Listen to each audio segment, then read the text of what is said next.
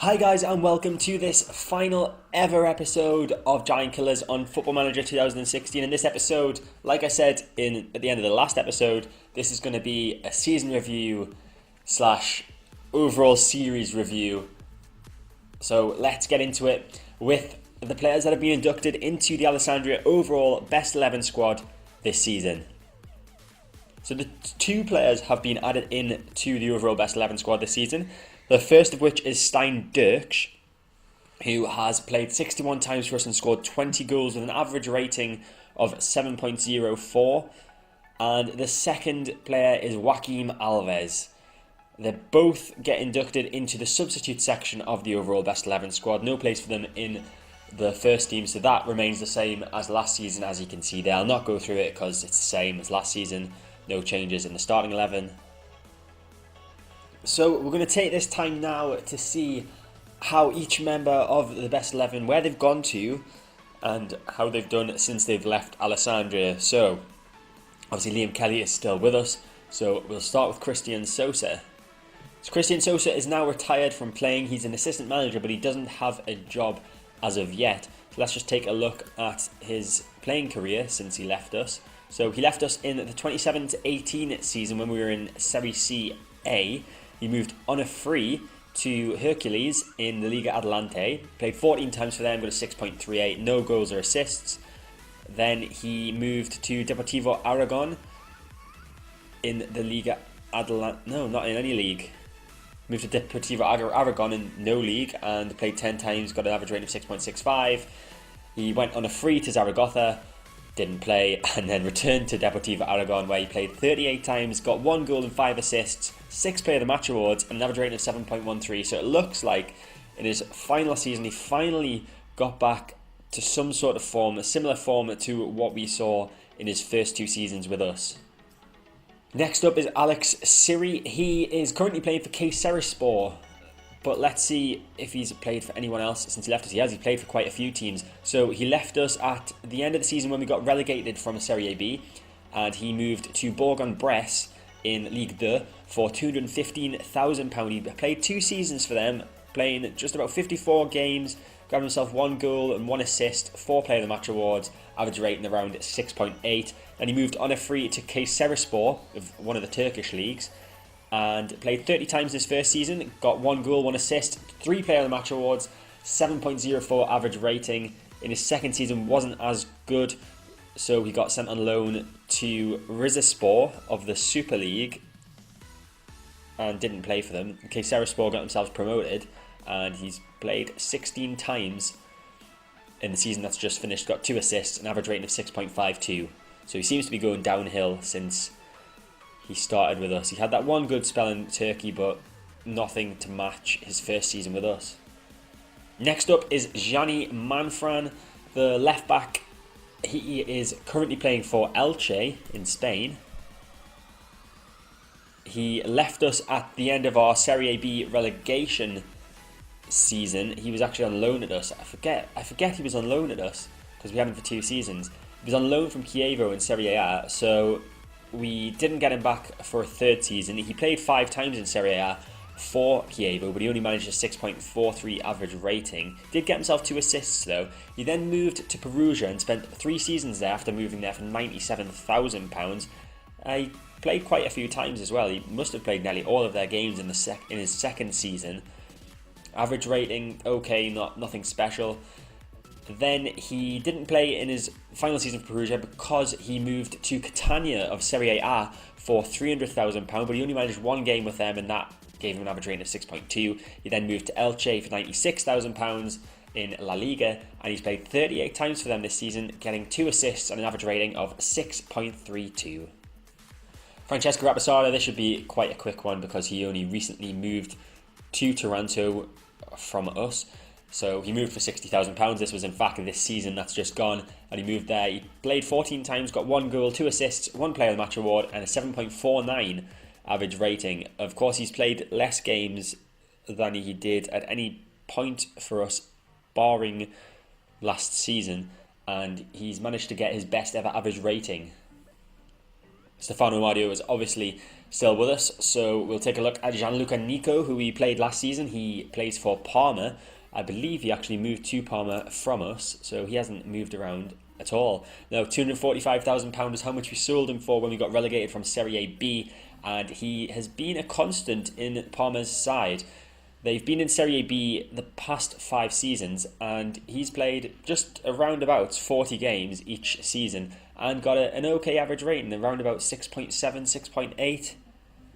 Nowhere near as good as his seasons with us, though. Obviously 7.1 and 7.17 in his Serie A B season. That would have been the season that enticed Parma to buy him from us. Next up is Manuel Maris. He currently turns out for Tonana. Maris is obviously, I think he was a club legend or icon, one of those two. He left us at the end of our first season back in Serie A after we'd been relegated from Serie A B, and he moved to Brescia of Serie A B for £215,000. Played quite a few times for them, got 10 goals in total, 4 assists and 2 Player of the Match awards. Then he moved on a free to Tonana of Serie A B. He grabbed them 9 goals, 3 assists and 1 Player of the Match on their way to getting promoted to Serie A B. And this past season he's played 38 times, scored 3 goals, a massive 12 assists and 1 Player of the Match award to give him a 7.07 average rating, but that's nothing compared to his first season with us when he was on loan from Spezia, where he got a 7.77 average rating. Next up, Manuel Fishnala. He plays for St Gallen at the moment, and that's in fact where he went to after he left us. He moved to St Gallen of the Swiss Super League on a free. He played 9 times in his first season, got 1 goal, didn't really perform very well. He hasn't performed very well last season either, despite the fact that he played 31 games, got 6 goals and scored 4 assists. Filippo Bonaperti, he currently plays for Foggia, which is the team that we sold him to, or he left to go to, on a free transfer. Foggia of Serie A CC. He played 17 times in his first season, grabbing 1 goal, 4 assists, and 1 Player of the Match award. Altogether, he's got 3 goals, 16 assists and 4 Player of the Match awards, an average rating around about 6.8, so nothing compared to his first season with us. Either way, got 7.11 average rating. And finally, for the starting 11 of our best 11, Michel Marconi, the guy who scored 51 goals in his time in-game with us. He scored 67 overall for Alessandria, and it looks like he's stayed at Taranto since we got rid of him. He left on a free to join Taranto, who are in Serie A CC. They're still in Serie A CC, and he's been in the goals quite a bit. He's played over 120 times for them. He scored 61 goals, 1 assist and 4 Player of the Match awards. Average rating around about 6.85, I would say.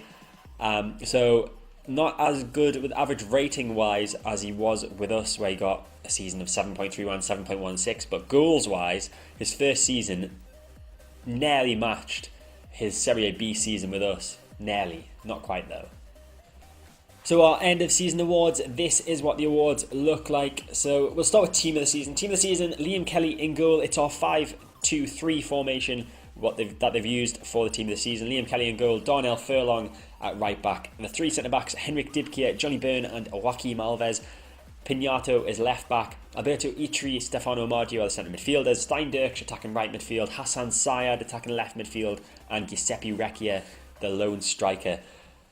Fans Player of the Season award goes clearly to Stefano Amardio with 74% of the vote. Alberto Itri second with 10%, and Giuseppe Recchia a little way out in third on 9%. Goal of the season is Rafa Pinto's against Cesena. I think I remember that one was quite a long range effort. Possibly his first goal for us as well. Signing of the season, quite obviously Giuseppe Recchia, top scorer as well, on loan from Napoli. And Young Player of the Season, another loanee, Alberto Itri. Top goal scorer, as I said, Giuseppe Recchia, 23 goals, excellent player, and I'm going to miss him. I am going to miss him, but it is time for the series to end.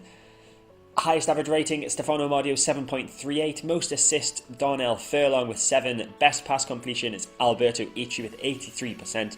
The most Player of the Match awards were Stefano Amardio and Giuseppe Recchia, both with 5 Player of the Match awards each. Most yellow cards, Alberto Itri, 20 yellow cards. That's been a part of his game since he joined us on loan, I would say, picking up yellow card nearly every game. And most red cards, Henrik Dibkier, 1 red card. So for the fact that he gets so many yellow cards, he doesn't get sent off all that often, if at all. Can't remember him being sent off at all, Alberto Itri, actually.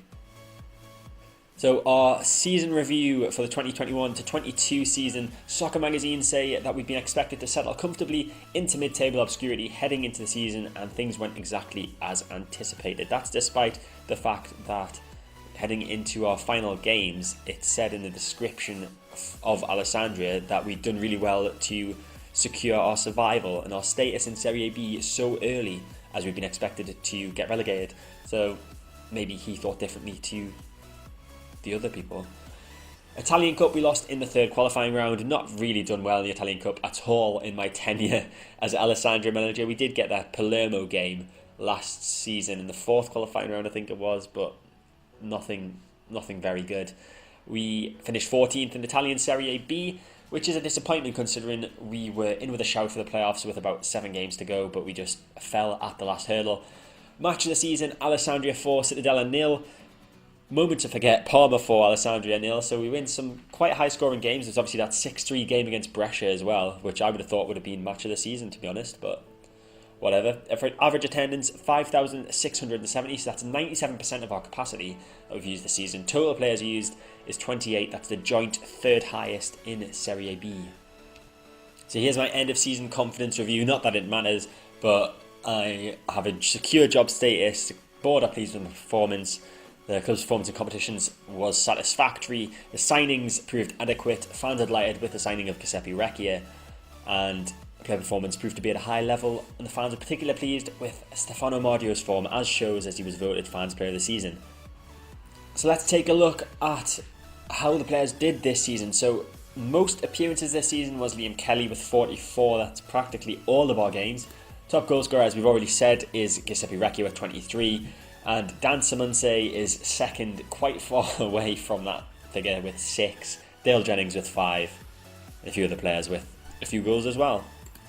Top assister this season was Fabio Fakin, but he was on loan with 10 assists at his loan club, Pavia. Donnell Furlong, top assister for us with 7. Stein Dirks with 5. And Alberto Itri and Rafa Pinto joint third on 4th. On 4. That was confusing. Most player of the match awards for a player that was actually here is Giuseppe Recchia with 5, and Stefano Mardio also with 5. Most yellow cards, we've already been through this one. Alberto Itri with 20. Mardio was second with 7. And most red cards, Henrik Dibkier, only man who wasn't out on loan to get a red card this season. Highest average rating, Rafa Pinto with 7.48, Stefano Mardio was second with 7.38, and Alberto Itri third with 7.23. So we're going to start the season roundup a bit differently to normal. We're going to start with the European competition, so we know who's won, who's got Champions League qualification and all that through this competitions before we look over at the leagues of the different countries. So we're starting with the European Super Cup final. And it was played between two Spanish sides, Sevilla and Real Madrid, at the Helsingin Olympiastadion in Helsinki, Finland, and Real Madrid came out 2-1 winners in this one. The Europa League final was played out between two teams you would expect more to be in the Champions League than Europa League, Juventus and Arsenal. And Arsenal ran out 1-0 winners thanks to an Alexis Sanchez goal in the 41st minute. He also missed a penalty in the second half. Pretty even game, it looks like, but Arsenal winning the Europa League and gaining Champions League qualification for next season. We'll have to wait and see whether they would have got that anyway through their league position, but they've got that for next season thanks to their Champions League win. Just before we get into this Champions League final, I think I just said that Arsenal's got to the Champions League through their Champions League win. I meant to say Europa League win, obviously. This is the Champions League final. Tottenham getting themselves in there with Atletico Madrid, and Tottenham actually ran out 2-0 winners. Harry Kane still playing for Tottenham, got himself a brace in the second half. It looked like another even game, and Tottenham will also be in the Champions League next season. So we'll also have to wait to see if they got into the Champions League spots in the league. So we'll start looking at the domestic competitions with the Italian Serie A, and Juve have won back the title which they lost to AC Milan last season. They finished 8 points clear, top of the table, with 2 Champions League spaces, as well as Juve go to Roma and AC Milan, who finished second and third. And the 3 Europa League spots go to Sassuolo, Inter and Lazio. Napoli surprisingly finished 12th and relegated with Verona, Bologna and Bari, so no big surprises like last season when Fiorentina were relegated there. Now for Serie B, and as we know, Empoli were promoted as champions. Fiorentina in second place, promoted also. For Frosinone, that was difficult for me to say, are the third team to be promoted. They beat Salernitana in the playoff final. It was a cracking game. I'll just show you the score now, in fact. So Salernitana went into the playoff final second leg, winning 2-1 from the first leg, and then Frosinone just pulled something out of the bag and managed to thrash them 5-2. It's probably deserved. It's definitely deserved. When you look at the league table, Frosinone in third, up there kind of, well, they're far away from the top two, but they're also 7 points clear of fourth place Parma, and Salernitana just managed to get into the playoffs, so it would have been extremely unfair on Frosinone for them not to have got promoted, but they did. And then you can see us in 14th, relegated automatically were Perugia, Atalanta and Lecce, who I believe all sacked their managers at the end of the season, and then it was between Pescara and Cesena to be relegated as the fourth team to be relegated, and Cesena were ahead heading into their second leg of the final, but Pescara managed to turn it around and secured their survival for another season in Serie B. So let's now take a look at our old stomping ground of the Italian Serie A, and the champions of that league were Spal, winning it 7 points clear of second place Pavia. The three teams to go into the playoffs, but none of them reached the playoff final, were Pavia, Albino Leffe and Foral Pisalo. Relegated from Serie A this season were Montebelluna, Bogasesia and Lecco. In Italian Serie B, this was the lucky division where two teams got promoted. First was Ascoli, who were champions, only 2 points clear of San Marino in second, who were the second team to be promoted. So San Marino will be playing in Serie B next season. Playoff places went to Viareggio and San Benedettese. Relegated were Bellaria, Ponsacco and Ancona. In Italian Serie C, Taranto went up as champion, 7 points clear of second place Casatana, who made it all the way to the playoff final, only to be defeated by San Marino. The other two teams in the playoff were Crotone and Foggia. Three teams relegated from Serie C were Campobasso, Siracusa and Vitapese Castrense. The Italian Cup final was fought out between AC Milan and Juve, and Juve came out victorious thanks to a Christian Pavon goal on the 67th minute. Probably fair looking at the stats. Man of the match was Eliseo Avramides, who looks to be right back for Juve. The Italian Super Cup was played between AC Milan and Bologna. AC Milan beat Bologna 2-1 at the Olimpico in Rome. Now we head on over to England, and there's a hell of a lot of European places, as you can see. So Chelsea actually won the league, 1 point clear of Manchester United. The other three normal Champions League spots go to Manchester United, Tottenham and Liverpool. Europa League spots for Manchester City and Newcastle. Arsenal finished 6th but won the Europa League, therefore get qualification for the Champions League. Swansea have won the Europa League. Won the Europa League? No, they haven't. Swansea and West Brom have also qualified for the Europa League. I'm guessing that must be through cup competitions. Relegated from the Premier Division this season was Southampton, Sheffield United and Millwall. Southampton just relegated, 1 point off Norwich, who finished just outside the relegation zone. Over in France, in Ligue 1, AS Monaco defended their league title, winning it 11 points clear of Paris Saint-Germain. They actually got 99 points, 1 point off that 100 mark. The other two Champions League places go to Paris Saint-Germain and Olympique Marseille. 3 Europa League spots for Saint-Etienne, Lille and Olympique Lyonnais, and relegated were FC Metz, AC Ajaccio and Dijon.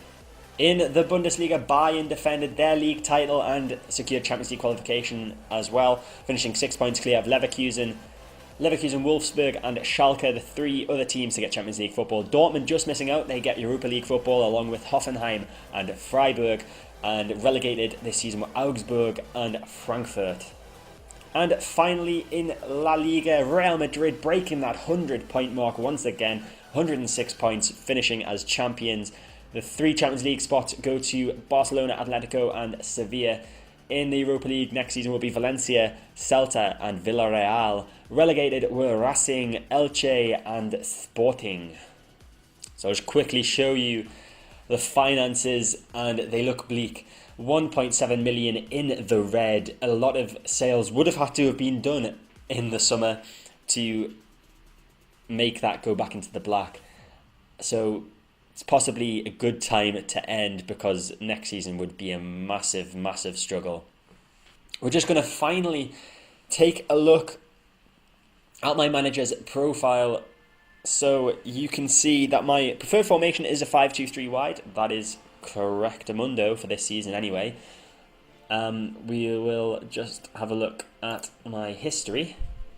So I've obviously only managed one team, been there for 2,531 days, got 2 awards, earned £850,000, bought 102 players of a value of £2.8 million, and I've sold 49 players for a value of £8.75 million. So I'm definitely a wheeler-dealer kind of character, I think. Highest fee spent on a player was Rafa Pinto, £900,000. We didn't break the million mark on any players.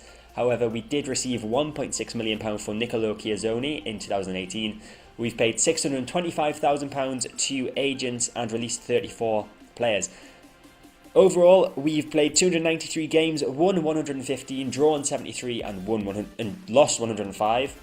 We have scored 435 goals, conceded 405, giving us a club goal difference of 30, won 39% of our games, 1 cup win, 2 league wins, 2 league promotions and 1 league relegation. And finally, before we call it a day on our career with Alessandria, we're just going to take a look at the club information screen once again. Obviously nothing will have changed here. You can see our slight promotions, I guess, or whatever you would call it, but those seasons in Serie C were so tough.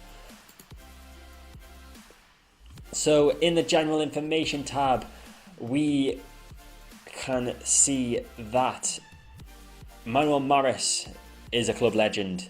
He has been for quite a while now. Are there any other players that I can see? I can see Stefano Amardio is a club icon.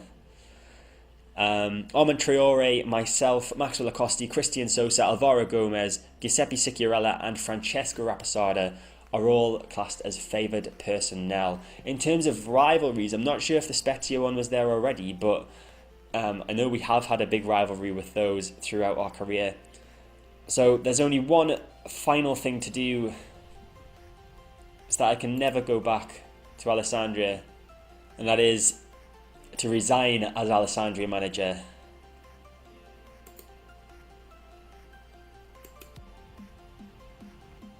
So it has been done. I have resigned as manager of Alessandria. We'll just have a look at what it says here. It says the board were quick to pay tribute to their long-serving manager, declaring that whilst they were sad to see me leave, my announcement had given everyone an opportunity to celebrate one of the club's most faithful servants. A 2-time winner of the Serie A with Alessandria, I'll surely prove hard to replace considering my wealth of experience and previous track record.